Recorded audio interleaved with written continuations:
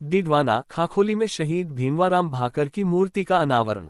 पूर्व राज्यपाल सत्यपाल मलिक ने किया मूर्ति का अनावरण। डिडवाना विधायक चेतन डूडी, लाडनू विधायक मुकेश भाकर भी रहे मौजूद।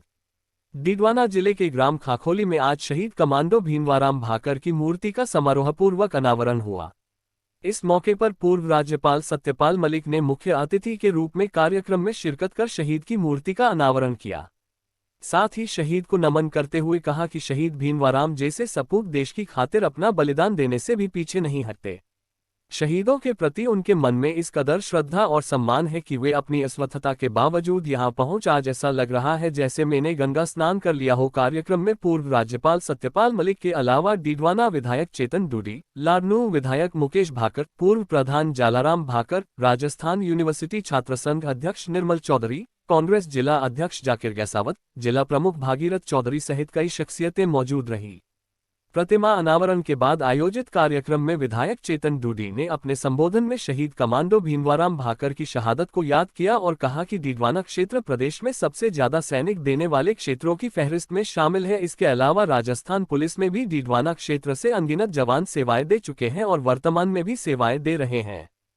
पूर्व राज्यपाल सत्यपाल मलिक ने कहा कि देश की रक्षा करने वाले सैनिकों और पुलिस जवानों के कारण ही हम हमारे घरों में महफूज हैं। समाज में फैली दहेज प्रथा, दिखावा और मृत्यु भोज जैसी कुरीतियों पर अंकुश लगाने के लिए उन्होंने आमजन से आह्वान किया। उन्होंने कहा कि हमें हमारी बेटियों की शादी में ज्यादा पैसा नहीं खर्चना चाहिए बल्कि वही पैसा उन्हें शिक्षा दिलाने में खर्च करना चाहिए।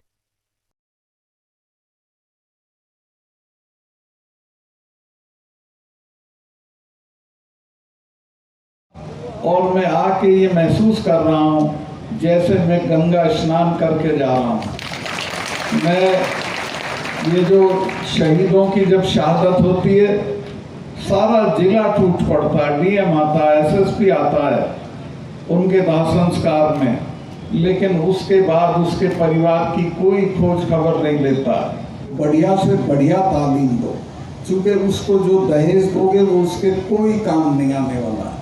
उसको बड़े से बड़े घर में ब्याह देना उसका कोई फायदा नहीं होगा। उसको बढ़िया तालीम दे दोगे तो उसका फायदा होगा। अपनी बच्ची को दहेज के आधार पे मत रखिए, उसको अच्छी पढ़ाई दीजिए, बढ़िया से बढ़िया जगह पे पढ़ाइए और आगे बढ़ाइए। एक ये जो हमारा पता नहीं सूरजमल हो जाएगा कि 40 गाँव को रोटी खिला के, लेकिन है तो आप ये इस तरह के काम मत करिए। और मैं अभी गया था हनुमानगढ़, वहाँ मुझे चौधरी लोगों ने कहा कि साहब ये कहिए यहाँ आदमी घर में 2 हैं और मकान 15 कमरों का बनाते हैं और इतना रुपया उस पर बर्बाद कर देते हैं कि ना बच्चों की पढ़ाई हो पाती है ना कोई और काम हो पाता है। तो ये सब दिखावे के काम मत करिए, बच्चों को बढ़िया से बढ़िया पढ़ाई दे। लड़कों का तो मैं क्या कहूँ, क्योंकि इनसे तो आप पूछते नहीं हो कहाँ थे, कहाँ से आए, कितने बजे आए।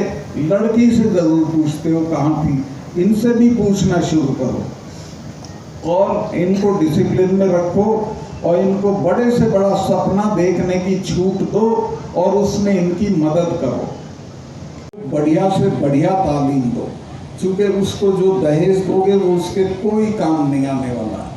उसको बड़े से बड़े घर में ब्याह देना उसका कोई फायदा नहीं होगा। उसको बढ़िया तालीम दे दोगे तो उसका फायदा होगा। अमेरिका की एक विदेश मंत्री थी कोंडालीजा राइस, दुबली पतली सांवले रंग की, लेकिन काबिलियत की वजह से वो बन गई थी विदेश मंत्री। तो ये जो गद्दाफी तानाशाह था वहाँ का लीबिया का, वो जब मारा गया तो उसके दफ्तर में जो लोग गए उनको एक डायरी मिली। तो उन्होंने कहा कि हमको बहुत अचरज हुआ कि गद्दाफी ने अपनी डायरी में ये लिखा है कि मुझे सबसे ज़्यादा आनंद तब आता है जब मैं कोंडालीजा राइस, लिटिल कोंडी उसको बोलते थे, कोंडालीजा राइस को अरब शेखों को धमकाते हुए देखता हूँ। कोंडालीजा राइस अरब शेखों को अमेरिका की ताकत पे धमकाती थी और अमेरिका की ताकत उसको उसकी पढ़ाई की वजह से मिली थी। आज भी जिन इन इलाकों में हमारे दूल्हे को घोड़ी पे जो लोग नहीं चढ़ने देते थे, जब हमारी बच्ची RAS होके IAS होके जाती है तो बड़े से बड़े ठाकुर साहब हाथ जोड़ के खड़े हो जाते हैं, वो ताकत उसको दीजिए।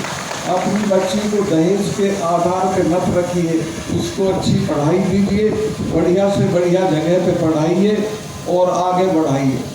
एक ये जो हमारा पता नहीं भाकर जी जो हमारे शहीद हैं और जिनके बारे में मैंने पुलिस फोर्स में बहुत सुना है, बहुत उनकी तारीफ थी, उनके रिबन काटने में आपके साथ मैंने हाथ बटाया, इसके लिए बहुत बहुत धन्यवाद। Thank you. पता नहीं चल रहा इनकी क्या नीयत है, मुझे नहीं लगता कि कोई अच्छी नीयत से ये काम कर रहे हैं, लेकिन अच्छी नीयत हो, सबकी सहमति हो तो कोई नुकसान नहीं, लेकिन सबसे बातचीत करके करना चाहिए, हालांकि इम्पॉसिबल है ये। आजकल के दौर में कहा जा रहा है कि सरकारें बजाय जनता की समस्याओं को हल करने के, किसानों की समस्याओं को हल करके जश्न मना रही है, सोशल मीडिया पे ट्रेंड करवा रही है। आप इससे कितना इत्तेफाक रखते हैं? जनता की समस्याएं पहले होनी चाहिए या जश्न मनाने चाहिए? जनता की समस्याएं पहले होनी चाहिए और जश्न बाद में मनाए। जश्न मनाने की तो कोई बात नहीं है देश में। सरकार के लाख दावों के बावजूद भी किसानों की समस्याएं हल नहीं हो पाती, आए दिन किसान आत्महत्या करते रहते हैं। सरकार की कोई कोशिश नहीं है हल करने की। मुझे एक बात बता दें कि उन्होंने ये किया, सरकार लापरवाही के साथ उनकी समस्याओं को इग्नोर करती है। ठीक है सब, ठीक और कुछ